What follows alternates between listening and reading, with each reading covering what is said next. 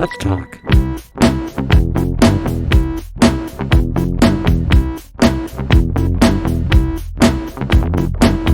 Nice. Welcome to Spencer Explores the Universe, Season 1, Episode 26. Coming at you fast, now, rapid fire, podcast. Here's a podcast.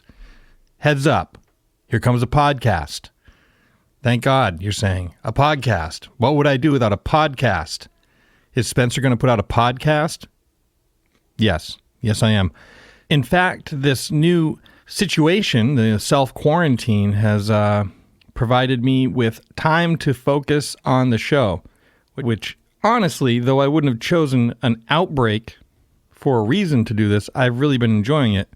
And I also, I get to work out my podcast body, my pod bod. You don't get to have the bod unless you sit and cast the pod. Hi, how are you? Hi, let's talk. Hi, how are you? Are you checking out my bod? Hi, how are you? Hi, let's talk. Hi, how are you? Shoot me an email. Hey, Todd. Sup, Claude? Nice bod. Yeah, I look like a hot dog. I like your swerve and I like your curves. How can I be so soft? You don't get to have the bod unless you sit and cast the pod. Hi, how are you? Hi, let's talk. Hi, how are you? Are you checking out my bod? Hi, how are you? Hi, let's talk. Hi, how are you? Yeah, I work from home. You wonder how I stay so fit when all I do is sit, so do it just like this. First we dip, and then we chip, and then we sip. First we dip, and then we chip, and then we sip. First we dip, and then we chip, and then we sip. Don't get to have this pod unless you sit and cast the pod. Hi, how are you? Hi, let's talk. Hi, how are you? Are you checking out my bod? Hi, how are you? Hi, let's talk. Hi, how are you? Follow me on social networks.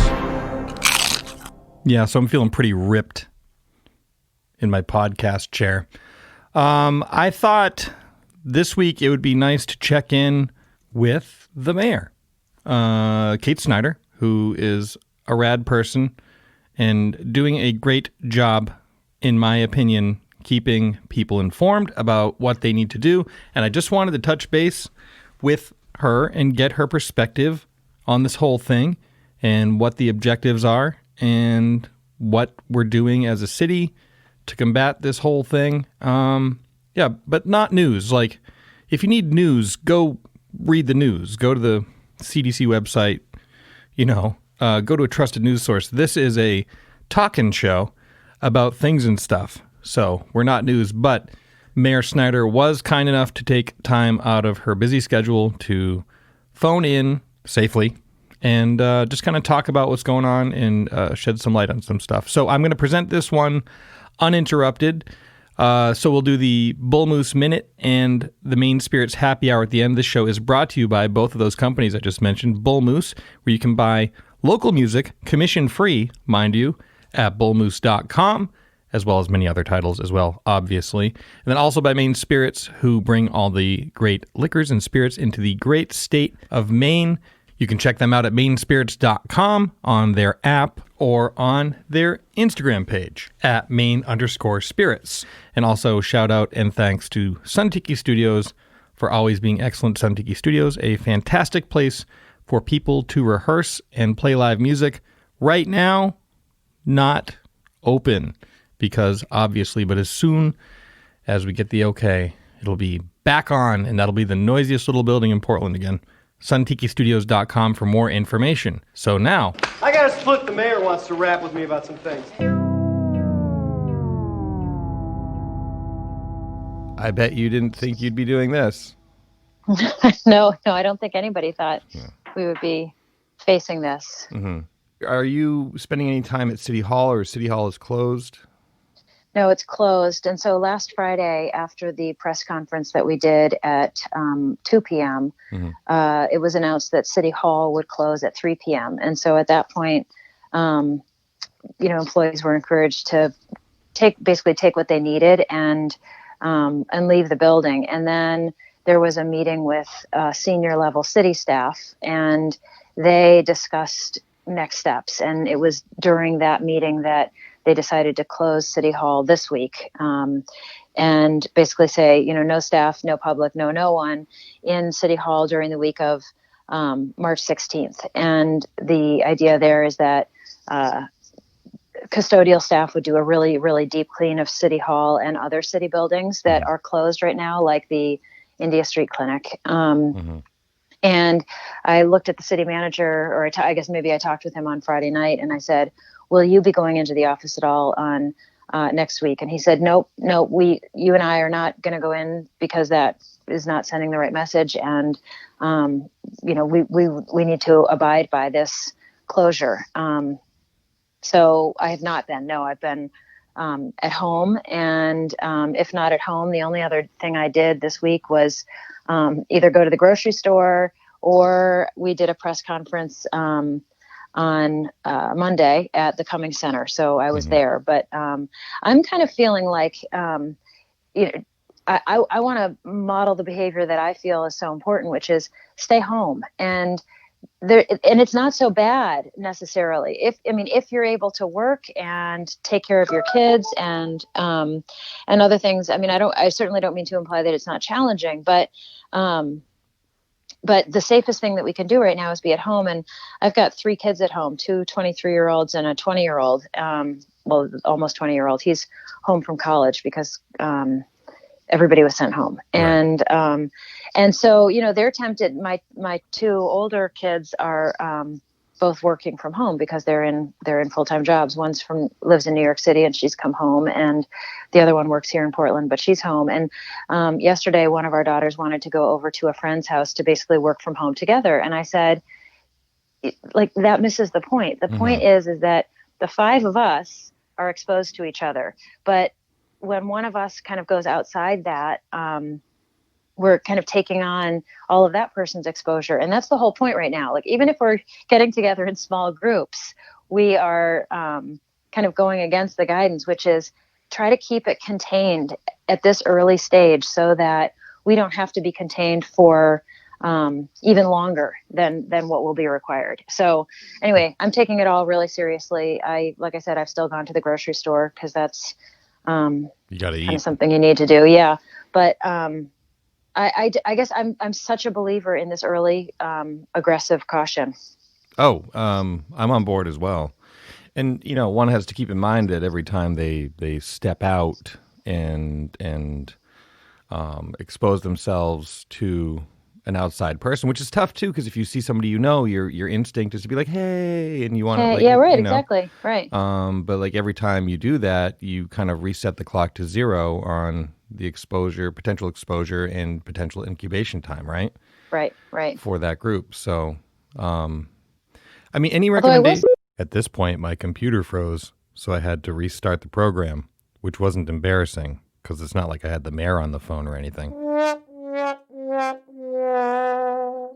Go ahead. Sorry.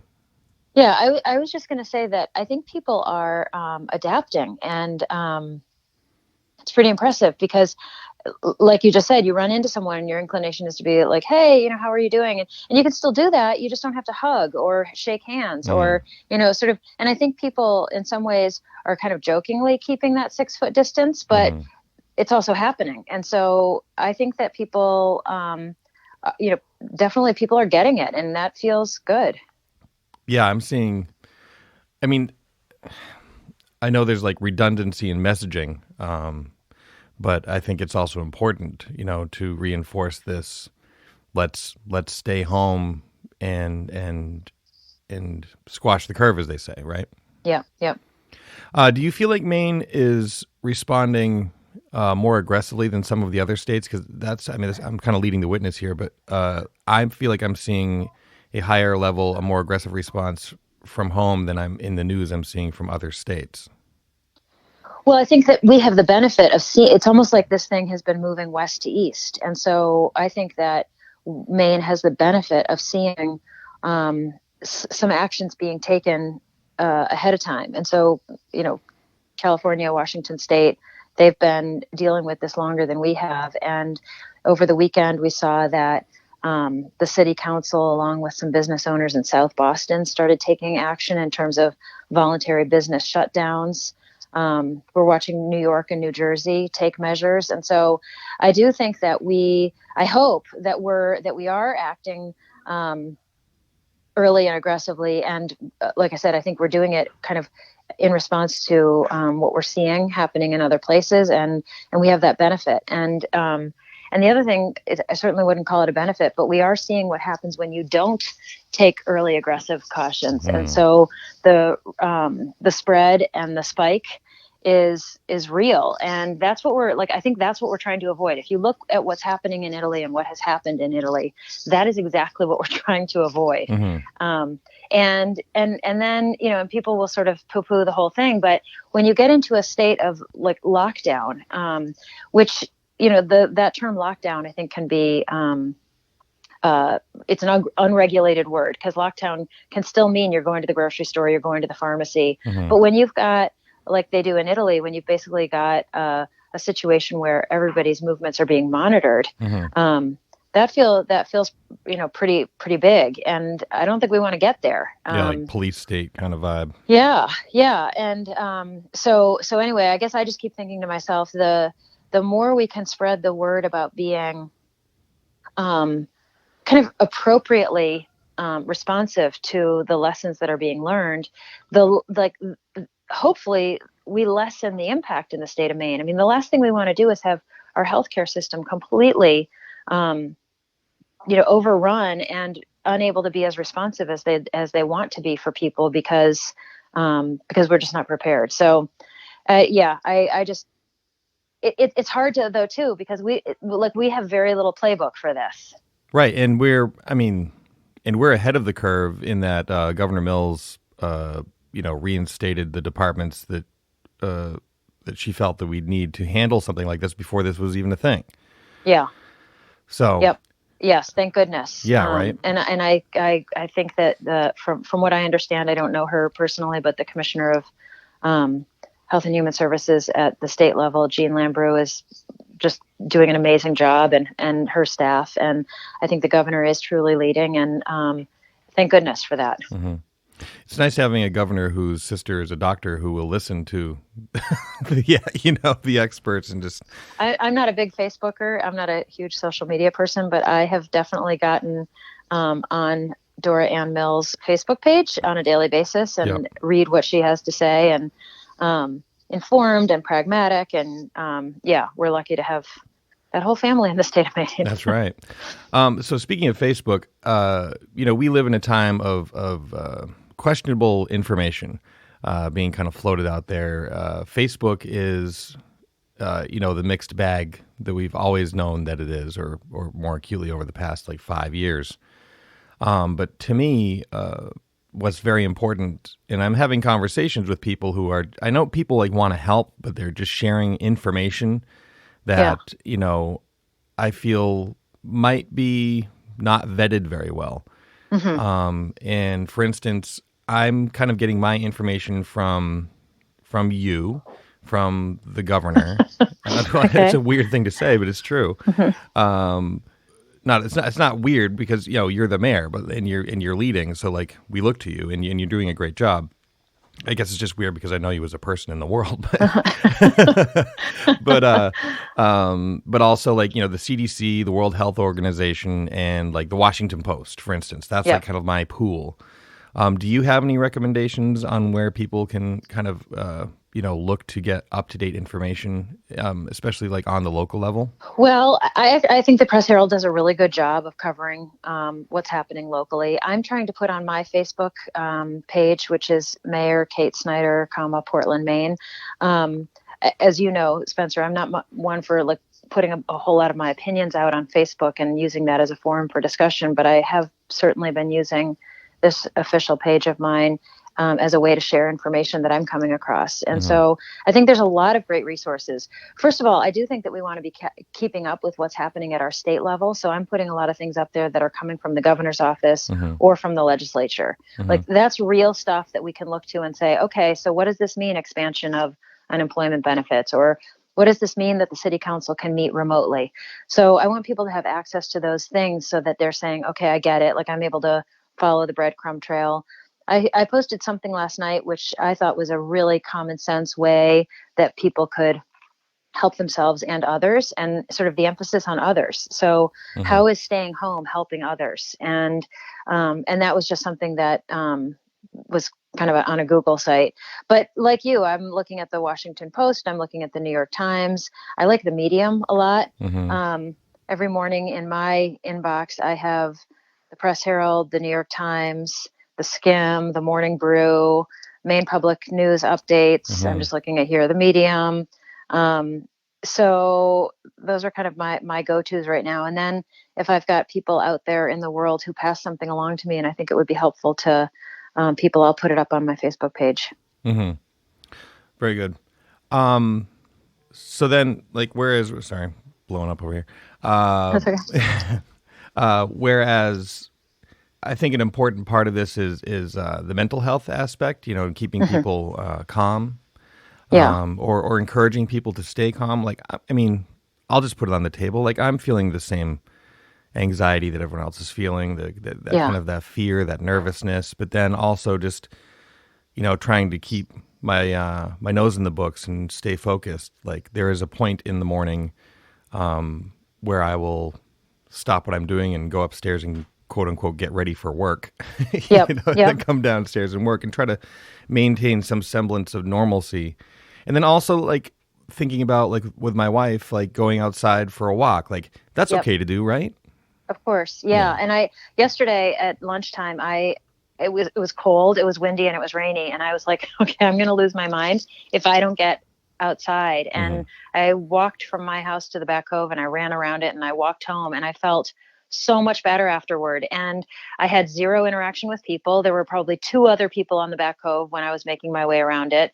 I don't feel like there was any risk to my health or safety, and it was a huge benefit to my mental health. And so I think that we've got to be looking at the resources that are sort of helpful in the ways of saying, like, what can you do? You know, you can still go outside. You can still talk to friends on the phone. You can, and I also think that sometimes, you know, being able to do for others is something that helps us feel good. And so if you've got elderly neighbors or parents or, you know, friends, family, whatever, like, do some outreach. And right now, my dad's 89 and my mom's 87, and they live up at Ocean View in one of the cottages, and they are pretty isolated.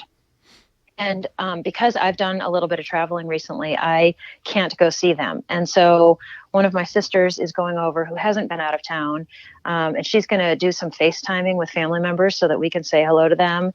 And, you know, I can certainly bake something for them and have it dropped off, or just even drop it off myself and scoot away. So I think that, like, we all need to sort of remind ourselves that, like, we are still operational. There are still so many things that we can do.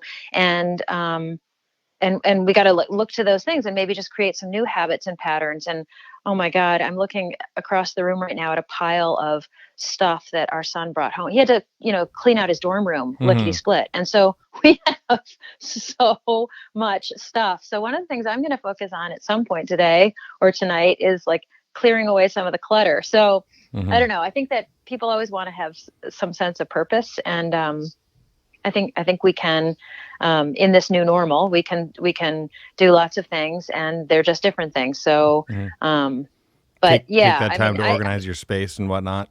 And, totally. Yeah. Right. Organize your space, get outside, do some outreach. I'm not a huge phone caller, but I'm trying to do more of that because that's what we can do. Yeah, I'm making it a point to keep in touch with people and just kind of have that kind of, whoops, you can hear, sounds like the dogs are coming down the stairs. Nice. All at once, yeah. But that's kind of like putting that fear that people might have, like that it's not okay to go outside, which we've discussed, that it's not floating in the air, it's coming from people, so as long as you keep your distance, go out and get some exercise, it's good for the mind. What are you doing for, I mean, aside from, like, going through the junk drawer and throwing away the half-dead batteries and clearing out your son's pile of dorm room mess, like, what are you all doing for fun? Any recommendations? I would say we haven't totally gotten there yet. Okay, gotcha. I think we're trying to, so this is like official day 3 of this work week, trying to adjust to the fact that there are 5 of us in the house, and 4 out of the 5 of us are working. And the son who came home from school, he's a sophomore, he will start picking up his virtual online classwork next Monday. And so kind of getting our heads around that stuff, making sure that we've got like the food in the house that we need. And so we have had family dinners the last few nights, which has been really nice.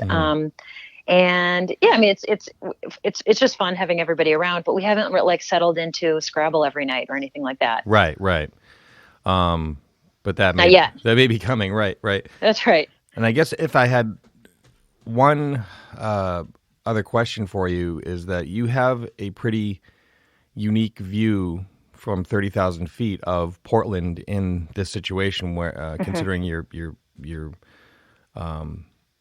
position, but then also as a Portland professional, as a Portland citizen, as a Portland mom, right? Do you have anything are you seeing things that kind of give you that hope and make you feel good, like, okay, we're working on this, we'll get through it? Or any I don't know, any uplifting thoughts for people?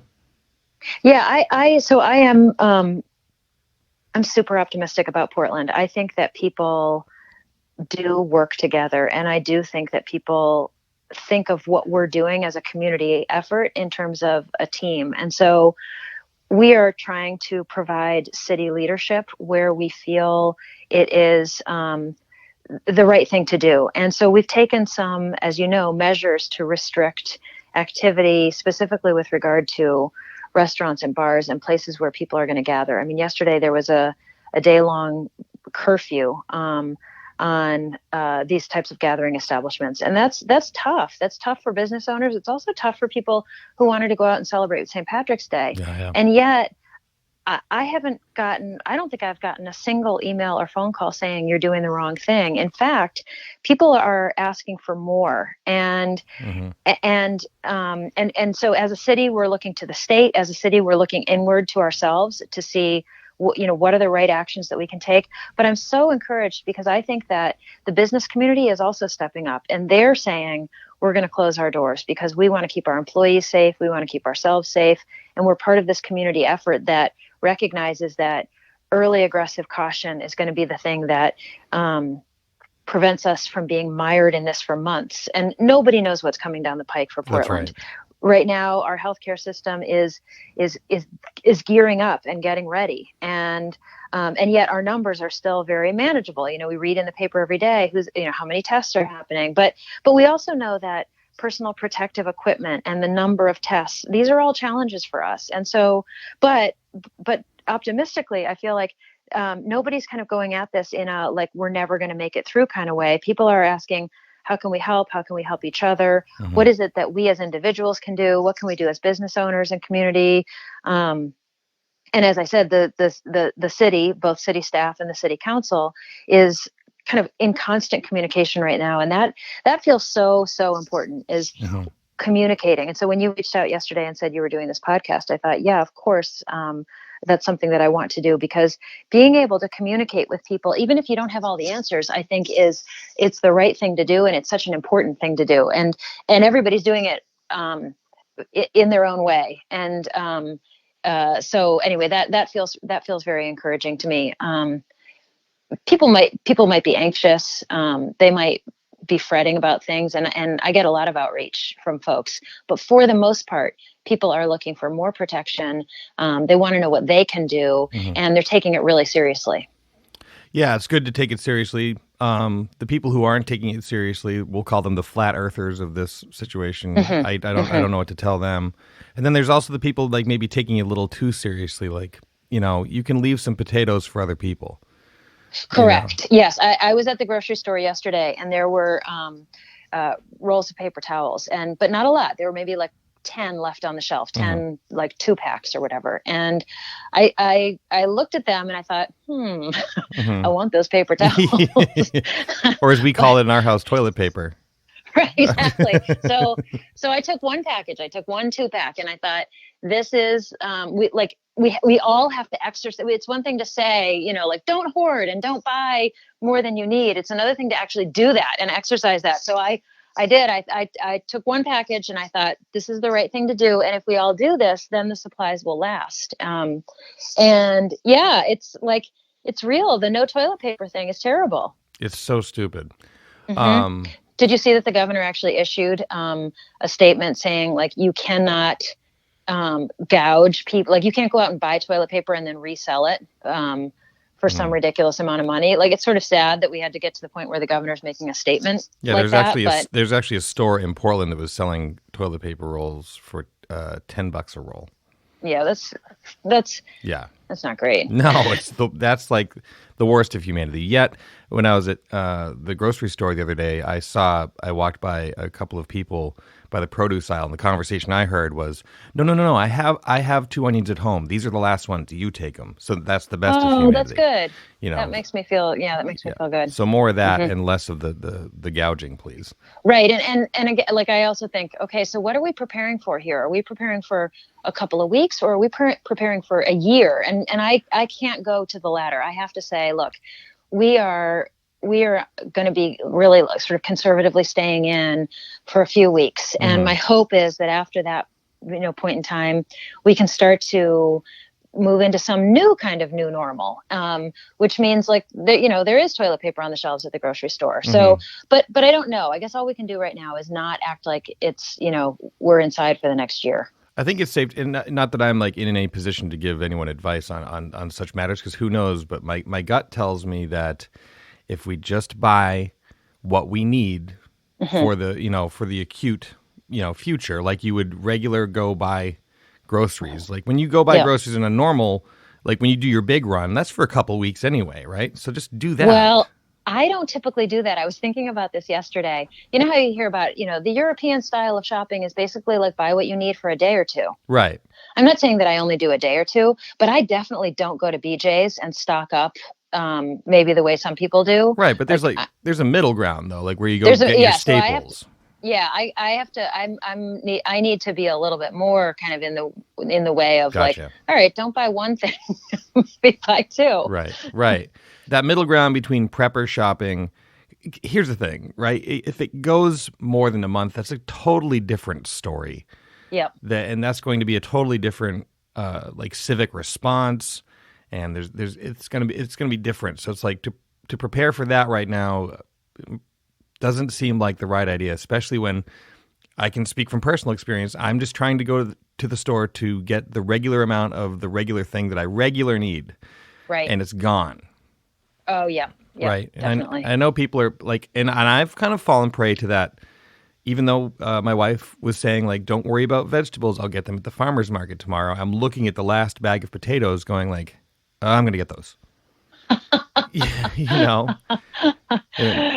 I do. Yeah. But that's easy to fall prey to, especially when you're around that, you're walking through the grocery store and you kind of get, it's a vibe, you feel like, we even went for a walk around our neighborhood yesterday, like the day before a walk around the neighborhood, and everyone's like, hello, how's it going? Yeah. Right. Kind of keeping distance, but like talking. And then yesterday, like people are walking around like faces down. It's like, we can look at each other. Right. Right. Right. I do think maintenance of sense of humor it's always important in my view. And so I was actually last night at the dinner table, I was thinking because we were talking about movies and TV shows and stuff like that as a family. And I was thinking, like, now's the time to pull out like old favorite funny movies. So I will be going to Bridesmaids and Napoleon Dynamite soon. Oh, good. It's good. Like, and just funny stuff. I think like we have to, aside from, prepared amusement that you can plug in and watch on Netflix or whatever, like just keeping kind of a sense of humor about stuff, like recognizing that there are just going to be certain things that are you got to kind of make light. You have to have a laugh. Yeah. So back to the grocery store. For a while there was no flour on the shelves, and I really I love to bake. And for me, like, even if it's 10 o'clock at night, sometimes a very like relaxing thing to do is to bake something. And I was freaking out because there was no flour. And yesterday I was at Hannaford and the flour is back. The flour's back. The flour's back. So I'm psyched about that. I can't wait to see your new Instagram dedicated to your comfort panic confections that you make. I rarely do this type of personal thing, but I could Instagram the Mexican chocolate whoopie pies that I made the other night. Yes, I will do that actually. Yep. You could Instagram it, or you could bring a plate over. That would be all right too. That's true, because we still have some left. Sometimes I bake stuff and nobody eats it. I'm like, everybody eat what I baked. That's right. Yeah, my wife is also she is one of her process in daily life. Just like she really enjoys rendering food and creating food, and which is great for me. But I definitely have to like monitor how much I intake because it tastes really good, and I gained a little weight. It happens. It sure did. It happens. This might be a period of weight gain, which is kind of ironic when you think about the fact that it's probably going to be a more austere time. But being home and maybe being a little less active. And then the other thing is that I hear people talking about is there going to be a baby boom 9 months from now? Pretty funny. Yeah, worse things could happen, I guess. Yeah, but to go back to that, get outside, go for a walk. I mean, I just, right before this went down, I was a month into a new gym membership, and now I'm like, I'm not going there, but I want to keep up that regimen and feeling good and that energy and clearing your head and all of that. Yeah, and look at today. It's beautiful. It's awesome. Sunny and not so cold, yeah. Yeah. Well, I appreciate you taking the time to kind of talk through this, and your perspective is important, and I want to thank you on behalf of everybody for your great leadership through this. This is awesome. Oh, well, thank you. Thank you. I mean, this isn't awesome, but it is awesome to see y'all in action doing a great job. Well, and thank you for getting the word out and for doing what you do. And I like I said, I think people are chipping in, and that's what this is all about. And if we are kind of listening to one another and trying to understand the challenges and doing what we can do, I think on Monday afternoon, it sort of struck me. I realized hey everybody, the best thing we can do is sure, keep reading articles and keep informed on what's happening, but as long as you're doing that at home, that's the biggest contribution we can be making at this time. Yeah, agreed. So all right, well, thank you, Spencer, for getting the word out there and for talking and for making me laugh. We have comforted dozens of people. Well, I don't know about that, but I'm going to do my first ever food Instagram. Into it. Yeah. All right. Well, thank you for taking the time. I really appreciate it. My pleasure. I hope to see you soon. Indeed. Take care. Bye-bye. Okay. Bye. See you.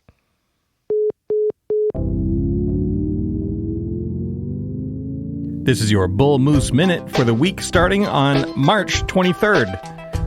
Molchat Doma. There's a bunch of Russian here. I do not read or speak it well. When I try to speak Russian, I sound like Sean Connery in The Hunt for Red October.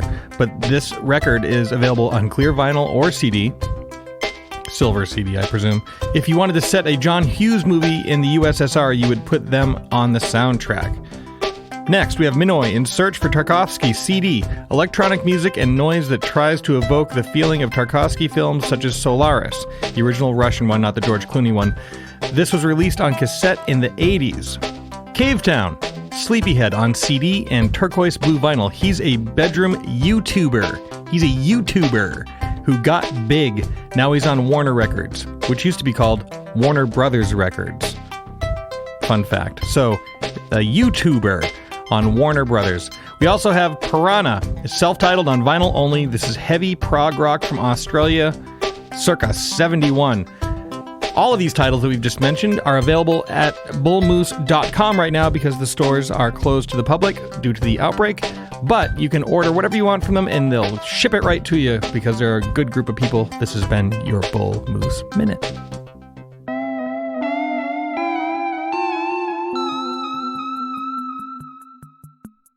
It's time for Happy Hour, presented by Maine Spirits. I'm like you, you're like me, and if we're like each other, then we're at home because we're contributing to the public health. and also just trying not to get sick and all that stuff and spread it around. We're not one of those flat earther people. So we're at home. We are wanting to enjoy ourselves and relax, drinking responsibly, not too much. You don't want to like send your immune system into a tailspin, but a cocktail at the end of the day is kind of relaxing. To be honest, TBH, it's kind of relaxing. So I thought for this edition, I would come up with a cocktail with a cutesy name, in the spirit of being at home. I'm at home with my wife and 2 dogs. We're here almost all day, almost every day, and we enjoy each other's company, but it's definitely close quarters, so I'm going to call this drink Close Quarters. How about that shit? Let's get our tool chest together and I'll show you how to make this drink. You're going to need a tumbler full of ice. You're going to need a strainer. You're going to need a rocks glass with ice in it to finish. And then, I guess, a knife to cut the garnish. For ingredients, we're going to need the following: Buffalo Trace bourbon, Montenegro Amaro, Chinar, and fresh lemon juice. Let's build it.